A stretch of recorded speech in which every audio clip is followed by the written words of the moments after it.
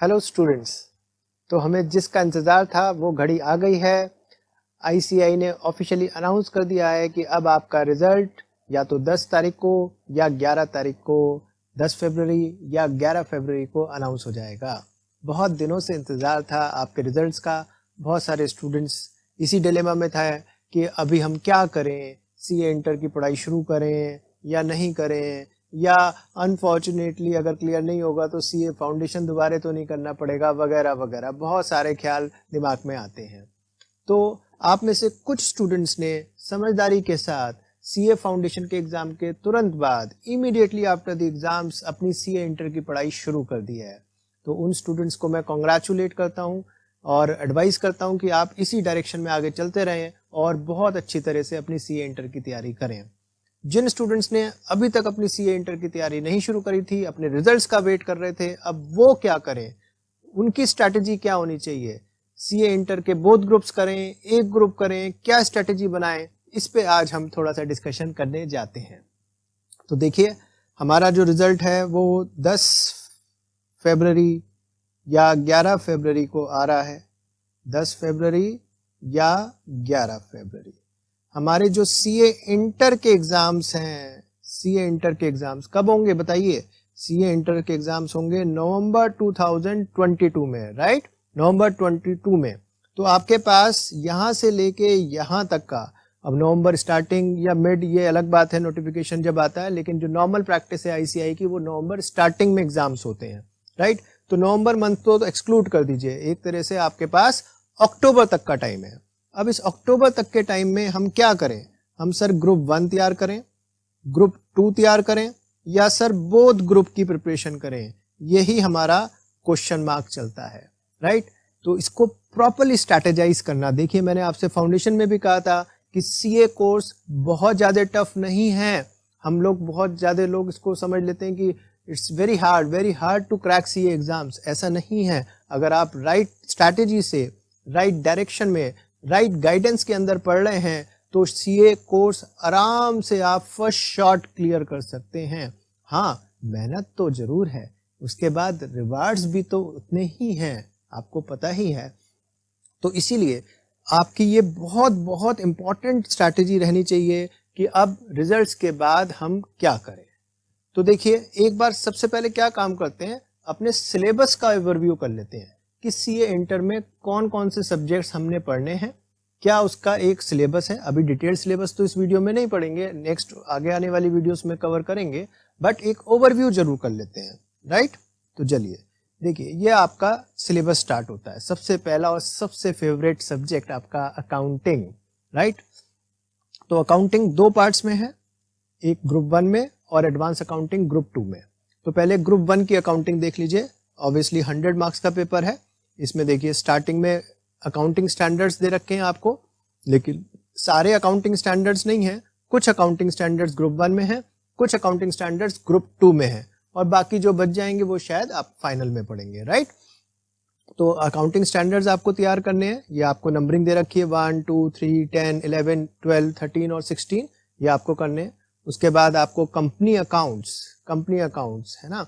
CA foundation में जब आप पढ़ते थे तो कंपनी अकाउंट्स में आपको सिर्फ शेयर्स और डिबेंचर्स थोड़ा सा समझाया जाता था। अब आपको कंपनी की बैलेंस शीट्स, उनका कैश फ्लो स्टेटमेंट्स और जो अलग से एडजस्टमेंट्स होते हैं वो आपको यहाँ पे पढ़ने हैं।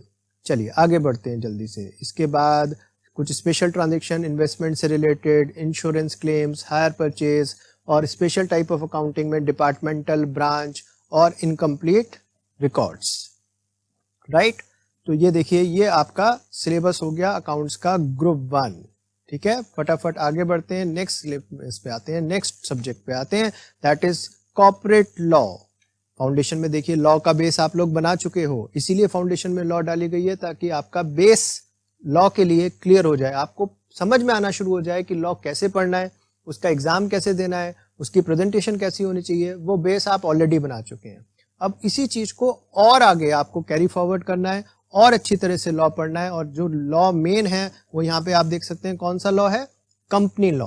Company law 60 marks out of 100 marks, 60 marks का आपका कंपनी लॉ है जो आपको तैयार करने हैं।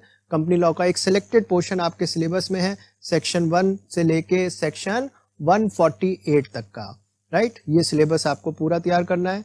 अदर लॉज में इंडियन कॉन्ट्रैक्ट एक्ट फाउंडेशन से कैरी फॉरवर्ड होके आ रहा है, राइट, वो आपको आगे पढ़ना है। इंडियन कॉन्ट्रैक्ट एक्ट के बाद नेगोशिएबल इंस्ट्रूमेंट एक्ट आपको पढ़ना है। नेगोशिएबल के बाद आपको 2 एक्ट्स और छोटे छोटे, एक जनरल क्लॉजेज एक्ट और थोड़ा सा इंटरप्रिटेशन ऑफ स्टैट्यूट्स। अभी तक जो आप लॉ पढ़ते थे वो सिर्फ लिटरल इंटरप्रिटेशन कर रहे थे या फिर लिटरली पढ़ रहे थे, राइट।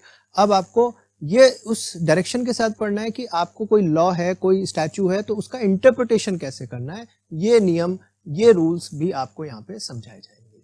तो ये हो गया आपका subject 2, paper 2 law. Next subject पे आते हैं, नेक्स्ट पेपर पे आते हैं। नेक्स्ट पेपर आपका आया cost and management accounting, right. Accounts में जब हम पढ़ते थे ना तो हमें समझाया जाता था सर 3 तरह की अकाउंटिंग है, financial accounting, cost accounting, management accounting. तो कॉस्ट अकाउंटिंग यहाँ पे शुरू हो जाएगी, है ना, जिसमें बहुत सारी आपको कॉस्ट, अलग अलग तरह से कैसे कॉस्ट निकालते हैं, कैलकुलेट करते हैं, मैन्युफैक्चरिंग सेक्टर में, सर्विस सेक्टर में, वो सारी टेक्निक्स आपको यहाँ पे सीखने को मिलेंगी, राइट।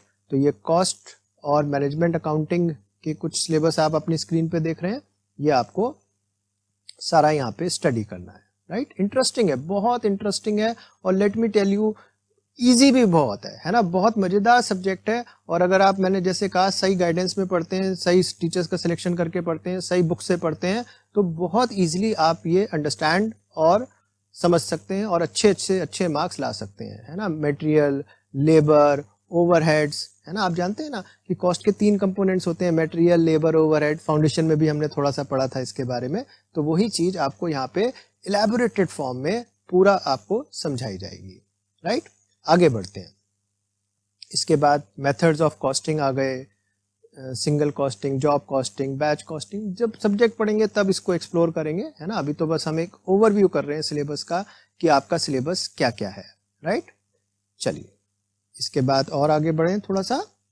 चलिए और देखिए, कॉस्टिंग में फिर standard costing, marginal costing, budgetary control, ये सारे चैप्टर्स आपको पढ़ाए जाएंगे। बहुत मजा आने वाला है। इंटर का सब्जेक्ट वाकई में बहुत बढ़िया बढ़िया कंसेप्ट सीखने को आपको यहाँ पे मिलते हैं, राइट। अब आपका एक और बड़ा इंटरेस्टिंग पेपर आया, क्या सर? Taxation, right. जैसे आप जानते हैं कि चार्टर्ड अकाउंटेंट के 2-3 मेन रोल्स हैं। वैसे तो इतना सारा एवेन्यूज हैं आज की डेट में चार्टर्ड अकाउंटेंट के लिए, लेकिन प्राइमा फेसी हम क्या समझते हैं कि भाई अकाउंटिंग में एक्सपर्ट बन जाए, उसके बाद ऑडिटिंग पढ़ लेंगे, टैक्सेशन का काम कर लेंगे, लॉ का कंसल्टेंसी काम कर लेंगे, एटसेट्रा एटसेट्रा। बहुत सारे एवेन्यूज हैं, लेकिन उसमें से जो सबसे ज्यादा लोग चूज करते हैं अपने करियर में, वो कौन सा है? टैक्सेशन। अब टैक्सेशन की 2 ब्रांचेस, डायरेक्ट और इनडायरेक्ट। तो सबसे पहले आपको यहाँ पे देखिए इनकम टैक्स, 60 मार्क्स, है ना। Out of 100 marks paper 60 marks का आपका इनकम टैक्स का सिलेबस है, जिसमें आपको इनकम निकालने के लिए 5 heads, salary, house property, PGBP, capital gain, other sources, ये 5 हेड्स समझाए जाएंगे कि कैसे इसमें इनकम कैलकुलेट होती है, क्या डिडक्शंस, क्या एग्जेम्पशंस मिलती हैं, और फिर आप फाइनली टैक्स कैसे कैलकुलेट करते हैं। ये सारी चीजें आपको इनकम टैक्स के सिलेबस में समझाई जाएंगी, है ना। बहुत मजा आने वाला है, बहुत इंटरेस्टिंग चीजें हैं जो आपको यहाँ पे सिलेबस में देखने को मिलेंगी। दूसरा जो पोर्शन है, अब आप जानते हैं इंडिया एक ऐसे फेज में आ रहा है जिसमें हम लोग इनडायरेक्ट टैक्सेस पे बहुत ज्यादा जोर दे रहे हैं। बजट्स वगैरह में भी आप देखते हैं कि जो गवर्नमेंट का कलेक्शन है अब इनकम टैक्स से ज्यादा जीएसटी का होता जा रहा है, इनडायरेक्ट टैक्स का होता जा रहा है। तो ओवर द पीरियड मुझे ऐसा लगता है कि हमारी एरिया ऑफ प्रैक्टिस या हमारी एरिया ऑफ एक्सपर्टाइज में भी चेंज आने वाला है। अब इनकम टैक्स से शिफ्ट हो रहा है धीरे धीरे इनडायरेक्ट टैक्स, जीएसटी, राइट। तो सेकंड पोर्शन जो आपके पेपर का है वो 40 मार्क्स का पेपर, और इसमें मेनली आपका क्या कवर्ड है? GST, goods and services tax, right. तो इसमें आपको सारा जीएसटी के बारे में इंट्रोडक्शन पार्ट पढ़ाया जाएगा कि जीएसटी किस पे लगता है, कैसे रजिस्ट्रेशन होता है, क्या उसका टाइम ऑफ सप्लाई है, क्या उसकी वैल्यू ऑफ सप्लाई है, कैसे आप जीएसटी को पे करते हैं, कौन सी रिटर्न्स आपको फाइल करनी पड़ती हैं। ये सारा सिलेबस आपको जीएसटी का यहाँ पे समझाया जाएगा। तो ग्रुप 1 में ये 4 पेपर हो गए आपके, कौन कौन से? अकाउंट्स, लॉ, कॉस्ट और टैक्स, 4 पेपर, 400 मार्क्स, राइट। ठीक है, तो अब वापस अपनी स्ट्रैटेजी पे चलें क्या? तो हम बात कर रहे थे ग्रुप 1, ग्रुप 2 या बोथ। अभी तक हमने क्या देखा? ग्रुप 1 का सिलेबस देखा है ना। ग्रुप 1 4 पेपर, अकाउंट्स, फिर लॉ, फिर कॉस्ट और फिर टैक्स, राइट। अब जैसे आपके पास ऑप्शंस आएंगे कि सर हम नवंबर में, है ना, अपकमिंग जो नवंबर पेपर होगा उसमें एक ग्रुप दें, बोथ ग्रुप दें या ग्रुप 2 दें, है ना। आपके पास ऑप्शन है, तीनों में से कोई भी स्ट्रेटेजी आप लग सकते हैं। ग्रुप 1 की तैयारी कर सकते हैं, ग्रुप 2 की तैयारी कर सकते हैं या बोथ ग्रुप की तैयारी कर सकते हैं, राइट। डिफरेंट माइंडसेट्स है ना, डिफरेंट काउंसलर्स, डिफरेंट एडवाइजर्स अलग अलग तरीके से आपको स्ट्रैटेजी समझाते हैं। मैं अपने हिसाब से, जैसे मैंने अपने टाइम में तैयारी करी थी या स्टूडेंट्स को मैं एडवाइस करता हूं, वो स्ट्रैटेजी आपको थोड़ी सी मैं शेयर करता हूं कि कैसे हम लोग प्लानिंग कर सकते हैं। सपोज करो आप लोग 15 फरवरी से जी जान लगा के, डट के, पक्के इरादे के साथ सीए इंटर के सिलेबस में आ जाते हो, राइट। तो मैं कहता हूं कि 15 फरवरी से आप 31 मई तक की अपनी स्ट्रैटेजी बनाओ, राइट। यहाँ पे हम क्या कर सकते हैं, जैसे फरवरी में, है ना, हमने 2 सब्जेक्ट स्टार्ट करे, अकाउंट स्टार्ट करा। ये मैं टेंटेटिवली बता रहा हूँ, आप सब्जेक्ट्स को इंटरचेंज कर सकते हैं, कुछ और सब्जेक्ट्स भी डाल सकते हैं उसमें। जैसे फरवरी में 15 फरवरी से आपने अकाउंट्स और टैक्स स्टार्ट करा, ग्रुप 1 के 2 सब्जेक्ट स्टार्ट कर दिए, ठीक है। धीरे धीरे मुझे लगता है 10-15 दिनों में टिल 1 मार्च आपको ये समझ में आना शुरू हो जाएगा कैसे पढ़ना है, कितना पढ़ना है, राइट, कितना टाइम टेकिंग है। स्ट्रैटेजी बनानी शुरू हो जाएंगी, आपके नोट्स बनने शुरू हो जाएंगे, राइट। अब 1 मार्च से आप इसमें एक सब्जेक्ट और ऐड कर लो, से आपने लॉ ऐड कर लिया या आपने इंटरचेंजेबली कॉस्ट ऐड कर लिया, है ना। मैंने आपको कहा ना, सब्जेक्ट्स मैं ऐसे ही लिख रहा हूँ, सब्जेक्ट आप अपने हिसाब से आगे पीछे कर सकते हो, राइट। 1 मार्च से आपने ये कर लिया। अब आप में से कुछ बच्चों के एग्जाम्स होंगे, बीकॉम के, ग्रेजुएशन के एग्जाम्स होंगे, राइट। ये भी एक बहुत बड़ा चैलेंज है कि मार्च से लेके शायद 15 अप्रैल के बीच में आपके एग्जाम्स होंगे। तो इसलिए यहाँ पे आप बहुत ज़्यादा अब एकदम से फुल फ्लेज 24 घंटे वाला अपना तैयारी नहीं कर पाओगे, राइट। तो you will need some time for your graduation exam paper also, right. तो यहाँ पे थोड़ा सा हम रिलैक्स रहेंगे, थोड़ा सा हम सिलेबस को स्लो डाउन करेंगे, और जैसे ही ये एग्जाम्स आपके खत्म होते हैं तो फिर आप 4th सब्जेक्ट अपना, जो भी आपका 4th सब्जेक्ट बचा हुआ है, चाहे वो लॉ बचा हुआ है, चाहे कॉस्टिंग बचा हुआ है, टैक्स बचा हुआ है, चाहे अकाउंट्स बचा हुआ है, उस 4th सब्जेक्ट को आप यहाँ पे स्टार्ट कर सकते हो, राइट, जैसे ही आपके एग्जाम्स ओवर होते हैं। तो मैं समझता हूँ 15 फरवरी से 31 मई के बाद आप अपना ग्रुप 1 मतलब 75% एटलीस्ट 75% के करीब तो अपना ग्रुप 1 होल्ड कर ही सकते हो। जो आपने स्टार्टिंग में सब्जेक्ट स्टार्ट कर दिए थे वो तो कंप्लीट हो ही जाएंगे, जो आपने थोड़े से लेट स्टार्ट करे उनमें हो सकता है कि कुछ चीज बच जाए, राइट। तो 75% से लेके 90% तक आपका यहाँ पे सिलेबस खत्म हो जाएगा अकॉर्डिंग टू योर स्पीड। और जिन स्टूडेंट्स के एग्जाम्स नहीं है, ग्रेजुएशन से फ्री हैं, वो एग्जाम्स नहीं देने, उनका तो 100% सिलेबस यहाँ तक खत्म हो जाएगा। तो अगर आप 75 to 90% सिलेबस अपना यहाँ पे खत्म कर लेते हैं तो यहाँ से आगे, है ना, इससे आगे आप अपना ग्रुप 2 स्टार्ट कर सकते हैं विद रिवीजन ऑफ ग्रुप 1, ठीक है। अब एक बार जल्दी से ग्रुप 2 का सिलेबस देख लें क्या? ग्रुप 2 का क्या सिलेबस है सर, है ना। ग्रुप 2 के सिलेबस पे आ जाते हैं जल्दी से, चलिए देखते हैं, सब लोग मिलके देखते हैं। ये आपका ग्रुप 2 का सिलेबस आना शुरू हो गया। ग्रुप 2 का सिलेबस क्या आया सर? एडवांस अकाउंट्स, है ना, बात करी थी ना, अकाउंट्स के 2 पोर्शन है, तो सेकंड पोर्शन एडवांस अकाउंट का पोर्शन आ गया। उसमें सबसे पहले जो एएस बचे हुए थे आपके, वो थोड़े से एएस यहाँ पे कवर हो गए। उसके बाद special aspects of company accounts, liquidation of companies, फिर स्पेशल कंपनीज हैं जैसे banking companies, holding companies, consolidated financial statements, है ना, ये सब, डिसोल्यूशन ऑफ पार्टनरशिप फर्म्स। जब आप फाउंडेशन में पार्टनरशिप फर्म पढ़ते थे तो आपको डिसोल्यूशन नहीं पढ़ाया गया था ना, तो यहाँ पे आप डिसोल्यूशन वाला पोर्शन पढ़ेंगे वगैरह वगैरह, राइट। इसके बाद सेकंड पेपर, जो नेक्स्ट पेपर आएगा ग्रुप 2 का, है ना, ओवरऑल पेपर 6 हो गया, ग्रुप 2 का सेकंड पेपर ऑडिटिंग, है ना, देखो चार्टर्ड अकाउंटिंग की ऑडिटिंग स्किल्स भी बहुत अच्छी होनी चाहिए, है ना, राइट। तो उस ऑडिटिंग के आपको क्या टूल्स, क्या प्लानिंग, कैसे आपको ऑडिट में अप्रोच करना है, वो सारा इस पेपर में आपको समझाया जाता है। कैसे आप एविडेंस इकट्ठे करते हैं, कैसे आप फ्रॉड्स का पता लगाते हैं, राइट, कैसे आप सैम्पलिंग करते हैं, स्पेशल ऑडिट्स में जैसे बैंक्स में कैसे आपको ऑडिट करना है, किन किन बातों का ध्यान रखना है, वो सारा आपको इस पेपर में समझाया जाएगा, ऑडिटिंग पेपर में, राइट। नेक्स्ट पेपर, ग्रुप 2 का third paper, overall 7th paper है EISM। इसके 2 पोर्शन है, एक पोर्शन है इंटरप्राइज इंफॉर्मेशन सिस्टम और दूसरा पोर्शन है SM का, राइट।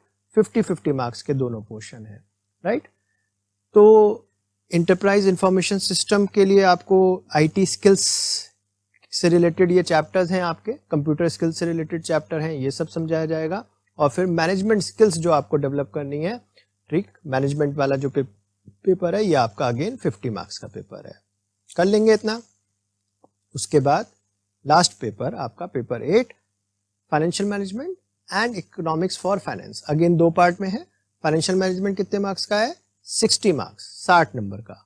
और दूसरा पेपर आपका आ गया इको वाला, यहाँ पे इको स्पेशलाइज्ड इको है, नॉर्मल वाली जनरल वाली इको नहीं है। यहाँ पे इको कौन सी है आपकी, इकोनॉमिक फॉर फाइनेंस, हाँ economic for finance, right. 40 marks की पेपर है, तो ये भी आपको एक्सप्लोर करना है, ये भी आपको पढ़ना है, राइट।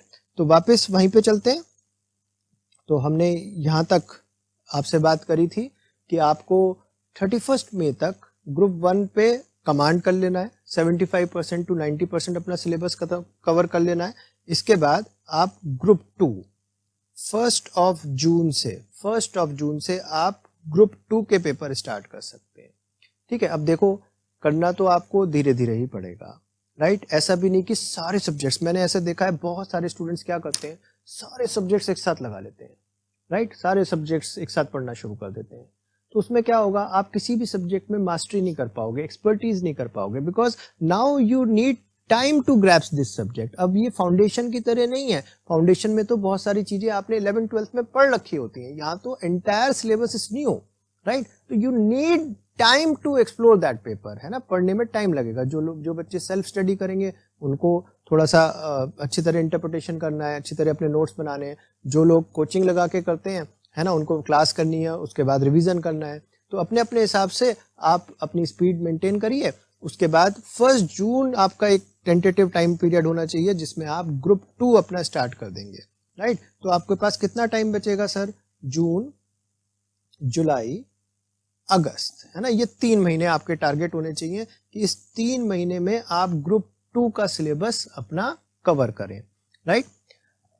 ग्रुप 2 का सिलेबस ग्रुप 1 से कंपैरेटिवली कम है।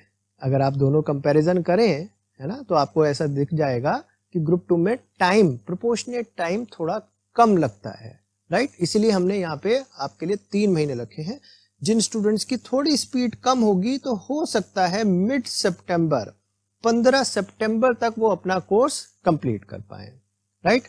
और ध्यान रखिएगा इस पीरियड में आपको ग्रुप 2 भी करना है प्लस ग्रुप 1 का रिवीजन, और जिनका सिलेबस थोड़ा सा बचा हुआ था वो भी करना है, राइट। तो इस हिसाब से आपको अपना ग्रुप 2 की प्लानिंग करनी है, राइट। फिर आपके पास 15 सितंबर से 31 अक्टूबर, ये जो 1.5 मंथ्स बचेंगे, ये तो लगभग 45 डेज अप्रोक्सीमेटली जो आपके बचेंगे, ये आपको अपने रिवीजन में और अपने टेस्ट में, है ना, अपने आप को टेस्ट करना है। टेस्ट भी देखो बच्चों बहुत इंपॉर्टेंट है। ये नहीं कि आपने एक बार पढ़ा और सीधे एग्जाम हॉल में चले गए, ऐसे थोड़ी होता है।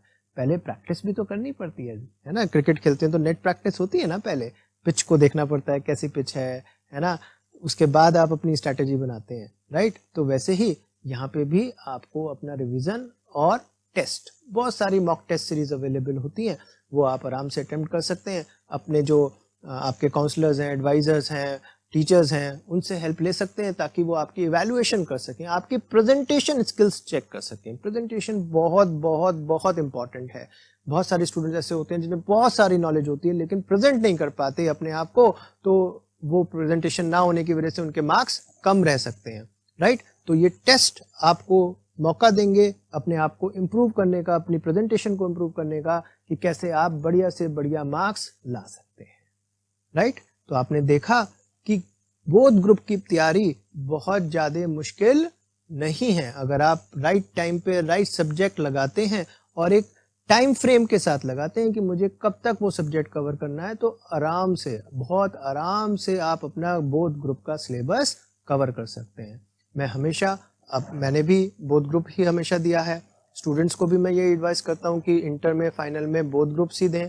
बहुत सारे एडवांटेजेस हैं उसके, आपके पास टाइम तो बचता ही बचता है, एक आपका कॉन्फिडेंस लेवल ग्रूम होता है, right.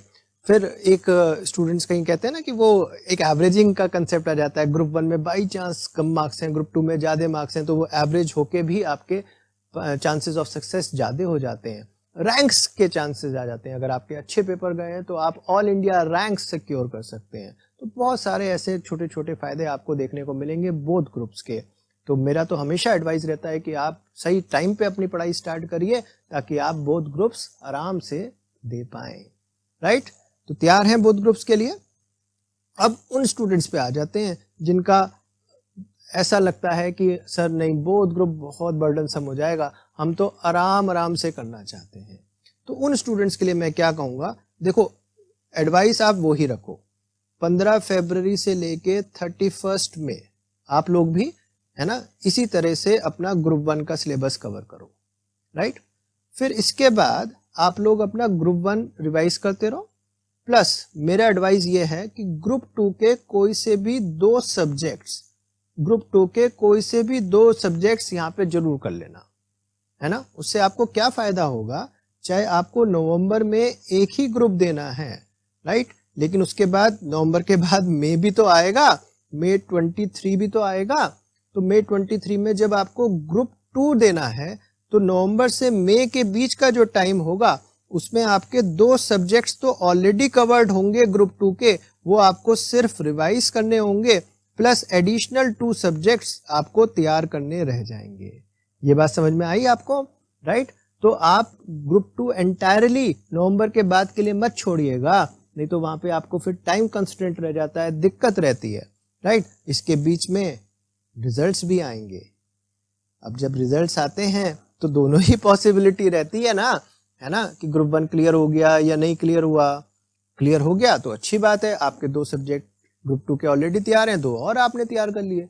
By chance, God forbid ऐसा ना हो, लेकिन फिर भी बाई चांस हमें एक स्ट्रैटेजी तो लेके चलनी पड़ती है ना। तो बाई चांस अगर आपका ग्रुप 1 रह गया तो आप फिर ग्रुप 1 प्लस ग्रुप 2 दोनों, है ना, दोनों साइमल्टेनियसली अपना दोबारा से रिकैप करके, रिवाइज करके और मई 23 में बोथ ग्रुप कर सकते हैं। नहीं तो देखो डिसहार्टनिंग हो जाती है ना, अगर कोई अटेम्प्ट रह गया सीए इंटर का, तो मैंने देखा है बहुत सारे स्टूडेंट डिमोटिवेट हो जाते हैं, वो कहते हैं कि सर अब हम नहीं करना चाह रहे। तो ऐसा ना हो, इसी वजह से मैं आपको एडवाइस देता हूं कि अगर आपकी एक ही ग्रुप की प्लानिंग है तो ठीक है, आप एक ही ग्रुप करिए, पर उसके साथ ग्रुप 2 के 2 सब्जेक्ट्स जरूर लगा लीजिए, ठीक है। तो उम्मीद करता हूँ ये स्ट्रैटेजी जो मैंने आपके साथ डिस्कस करी ये आपको समझ में आई होगी।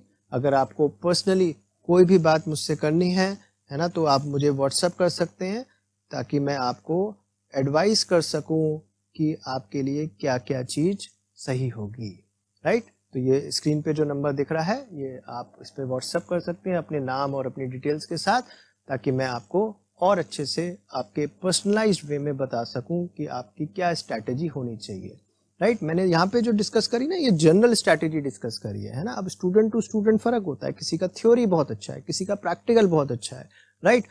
तो वो आप अपने हिसाब से देखिए कि आपको क्या सूट करेगा, और प्लीज अच्छी गाइडेंस में रहिए, है ना। अपने मेंटर से बात करते रहिए, जो भी आपके मेंटर्स हैं, है ना। मैंने देखा है कि बहुत सारे स्टूडेंट्स क्या करते हैं, कुछ फ्रेंड्स इन्फ्लुएंस ज़्यादा होता है ना, तो फ्रेंड्स के इन्फ्लुएंस में आके डिसीजन ले लेते हैं कि हमें फलाने टीचर से पढ़ना है, फलानी बुक से पढ़ना है, ऐसे करना है, वैसे करना है। तो नहीं, देखिए every student is a unique student. आप अपनी स्ट्रैटेजी देखिए, है ना। आपके फ्रेंड ने, आपके सीनियर ने क्या करा, जरूरी नहीं है वो ही आपको सूट करे, है ना। आपकी स्ट्रैटेजी अपने अकॉर्डिंग होनी चाहिए, राइट, कि मुझे बोथ ग्रुप सूट करता है या नहीं करता है। मुझे एक ग्रुप देना है सेकंड ग्रुप के 2 सब्जेक्ट लगाने हैं, नहीं लगाने हैं, वो आप इंडिविजुअल बेसिस पे, अपनी कैपेबिलिटी के बेसिस पे डिसाइड करिए और एक लॉन्ग टर्म प्लान बनाइए पहले, उसके बाद उसे शॉर्ट थोड़े थोड़े पीरियड में डिवाइड कर दीजिए और उस प्लान को रेगुलरली अपडेट करते रहिए, अमेंड करते रहिए as the time progresses, right. तो again I wish you all the very best for your result for foundation exam, और मैं उम्मीद करता हूं कि फाउंडेशन रिजल्ट के बाद आप लोग एकदम लग जाएंगे और अपनी सीए इंटर की तैयारी बहुत बढ़िया से करने वाले हैं, राइट। कोई भी मेरे लायक हेल्प की ज़रूरत है तो मैं आई एम ऑलवेज अवेलेबल, मेरा नंबर ऑलरेडी फ्लैश कर रहा है, आप यहाँ पे मुझे व्हाट्सअप करके अपनी बात शेयर कर सकते हैं, राइट। तो take care everyone, good bye, see you the next class, thank you very much, thank you very much.